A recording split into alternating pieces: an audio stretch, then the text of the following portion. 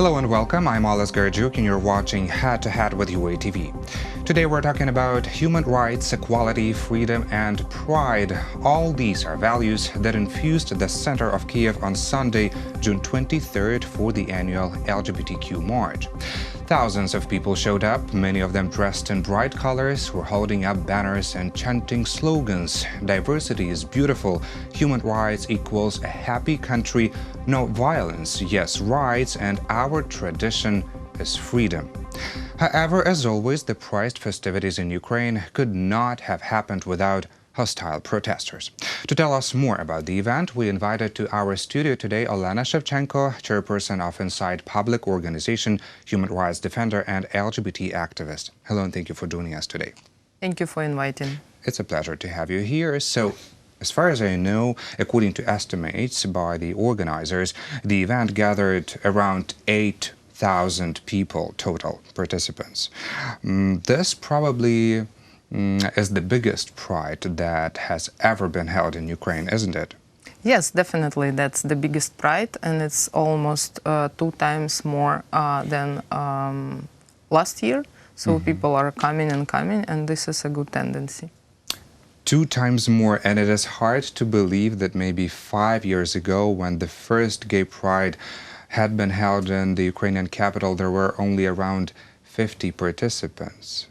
Yes, I remember almost all of those prides, and 1 year before that one, which you mentioned already, it was impossible even to hold some demonstration in the center of Kyiv. Yeah, it was so canceled. We started with the cancellation point, then we reached around 50 participants, and then and now 8,000, yes, but it's still, you see, another problem is the violence. It's growing.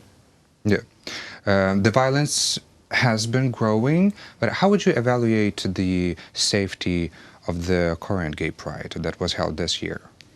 Well, first of all, of course, I would say thank you so much for our police, because their work was brilliant, honestly. But from another hand, I also see that the protesters, I mean the groups, conservatives, ultra-rights, and then also radicals, they are growing. What they did, they collected all those links and also put them together in different groups in the Telegram and also Facebook page and called people to come to Kyiv to protest. So basically what they did, they brought people by buses to the Kyiv to gather them to show the conservative protest against Pride March. So they invest a lot of finances in this? Yes, of course, and we know already about all those, incidents which were announced by the police, by the head of the police, Kryschenko. Yes, you can remind our audience. Yeah. Yes. Let's remind the audience what was happening. So the opponents of March wanted to throw excrements into gays and other participants of the march, and also in the police officers. For that matter, they used condoms and filled them up with feces that they collected from 4 bio-toilets. So this is going to be a meme soon in Ukraine, I think. What is your take on this? As far as I know, yes, indeed, there were more than 2,000 police officers protecting the event, and as far as I'm aware, the participants of the march have not been persecuted afterwards, after the event. Or am I mistaken? Maybe I am not aware of full information. Well, it's hard to say about all the incidents which happened during or after the Pride, because you know, after the Pride it's usually a few days, then so-called Protestants. I wouldn't call them Protestants because they are violent people who wants to make violence on the streets, who wants to beat people. So basically it's not the counter-protesters.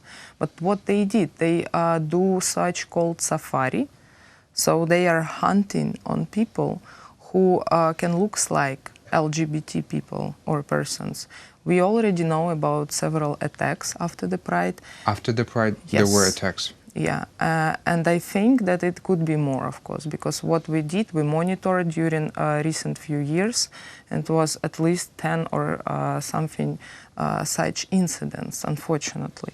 So basically, I wouldn't call them counter-demonstrators, because, like, you know, in all more or less democratic countries, people who want to go to some counter-protest, they are just doing it in the peaceful way.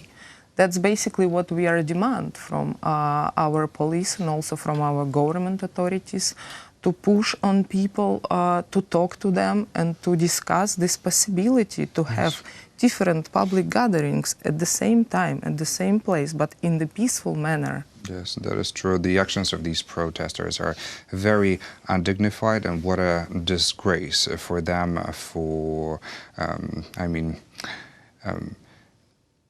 inventing, so to say, counter meeting or counter gathering, counter march.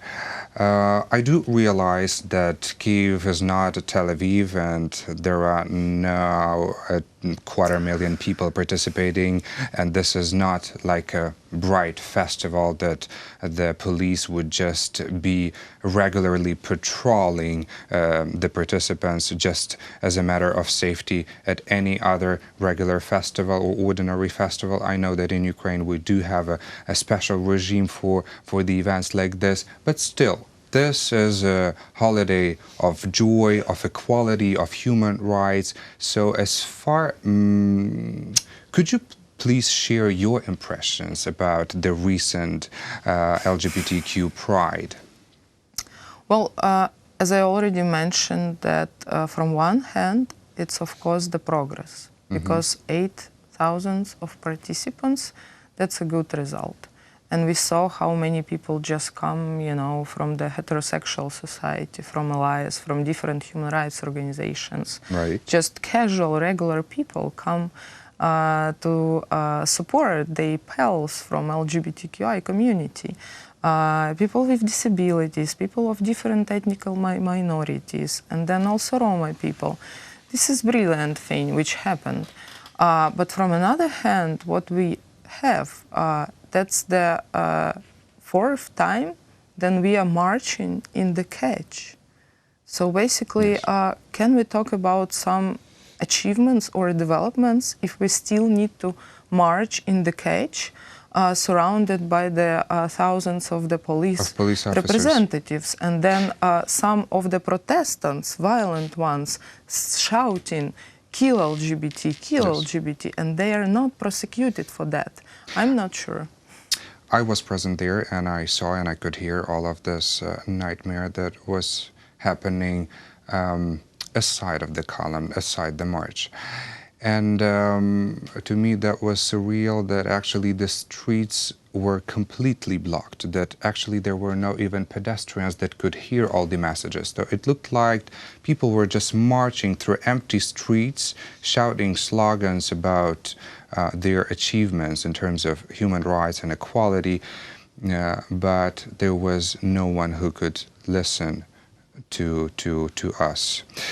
I mean, yes, there are some set sides of the event, and of course the counteraction of the radicals, but if we compare with the 5 years ago experience, this is still a great achievement, and looks like your efforts and initiatives are finding their payoffs. I mean, many people, military personnel joined the march for the first time. I know that there was a separate column with around 30 military personnel, servicemen, also, I mean, military doctors, volunteers.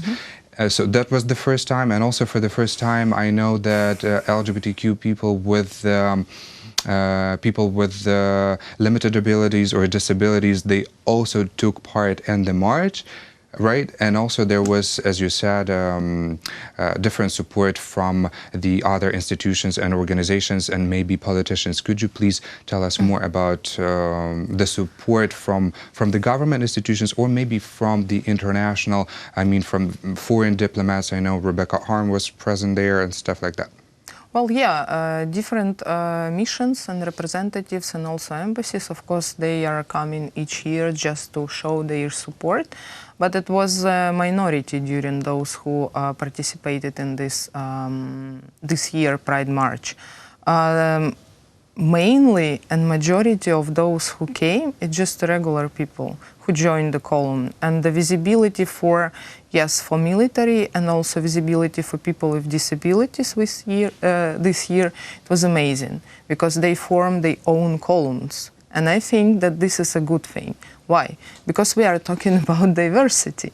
And sometimes then I hear some counter opponents or those conservatives, they are trying to push the equal sign between LGBT and leftists, but this is not right thing. LGBT is such a diverse group. We have militaries, those who are in ATO operation, those who are more right-wing, those who are more leftist, people with disabilities, different national minorities, different ethnic minorities, people with Ukrainian citizenship, without Ukrainian citizenship. So this is complete bullshit, trying to put this equality sign there. So basically this is all about diversity, and it's not the political action. I mean, this pride manifestation, so basically everybody from different political, parties and also the president, they received the invitation to join or just to support. This is totally fine because from, all the other European countries, we see how the politicians support the Equality March because it's about equality. That's basically important for everybody. But unfortunately, this year, it's kind of regress because last year it was 3 deputies who supported, and this year Leshchenko, Zalishuk, and Nayem. This year they never came. So basically, they this didn't show up again. Nobody. None of them. That is actually frustrating. But this is elections, and of course I think that's my personal view. They are afraid of the electorate. They're afraid, yeah. But from the counter-demonstrators, we saw the same deputies who always there, like Ungurian, and then also Korchinska, and also Igor Lutsenko, yeah, and but others. That narrative wouldn't probably influence the majority of the electorate. That's the point, that for Ukrainian society, it is still maybe a thought-provoking event, and there should be still much of education to take place in terms of the acceptance and we still need to pay attention that in each political party the conservative views are so on the high level, they are so important. So what we need to do, we need to push for further liberalization even in political parties, because of course they want to receive votes by all those slogans around the language, around the belief. Of course, they do have church. agenda, and if they believe in that agenda, they have to fulfill it. And also, so we need to show them March that of Equality, that the society is not the same anymore. No. Well, they have to educate the society not to adjust under the electorate, but that's different discussion. I know that the organizers invited the president of Ukraine, Volodymyr Zelensky, and I know that there was some reaction from the administration of the president. Do you know a little bit more about this dialogue between the organizers of Kyiv Pride and the president?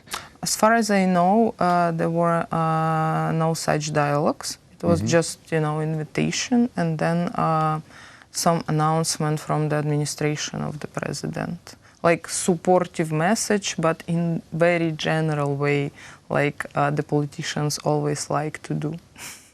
Well, let's hope that the presidential administration will be able to improve on that maybe next year. But nevertheless, foreign politicians and representatives of diplomatic institutions, as you mentioned, they were present. And I want to mention German politician Rebecca Harms, British parliamentarian Stuart MacDonald, ambassadors of Canada and Norway, Roman Vasychuk and Ole Horpestad, respectively. They were also present.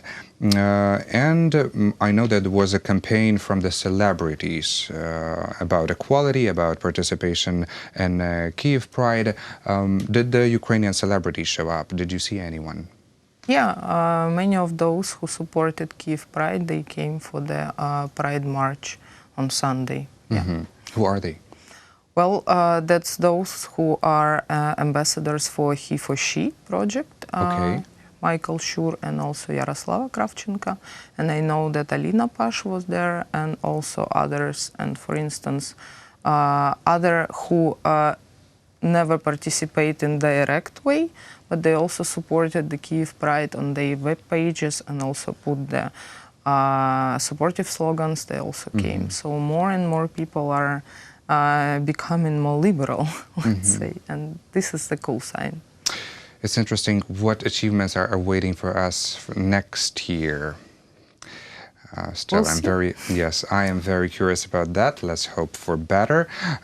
We have to wrap up our conversation because unfortunately we ran out of time, but maybe there is some sort of message that you want to conclude with and maybe deliver to the public.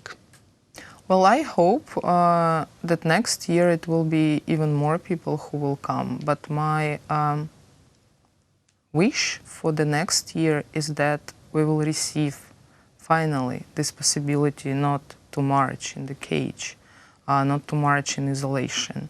I just came from the Europride, which took place in Vienna just 1 week ago, and that was 500,000 of people on the streets. 500,000. Yes. So that's surreal. And this is like pride. This is celebration, this is human rights, this is culture, and this is acceptance and equality for everybody. And I'm waiting for that in Kyiv and in Ukraine. Well, thank you so much for that valuable message, and thank you for your personal contribution into developing Ukraine society in terms of quality life, and observing our human rights. Thank you. Thank you.